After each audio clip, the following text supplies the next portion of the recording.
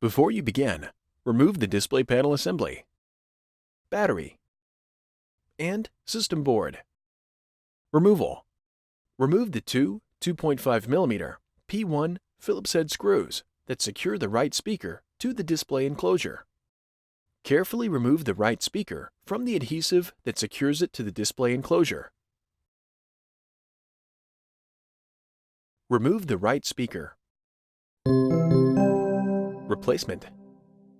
Important: the power button board must be removed from the old right speaker and placed onto the new right speaker prior to installation. Important: the wireless antennas cannot be reused once removed from the right speaker. New wireless antennas must be applied to the right speaker prior to installation.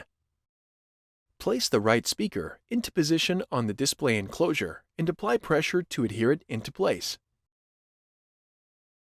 Replace the two 2.5mm P1 Phillips head screws that secure the right speaker to the display enclosure.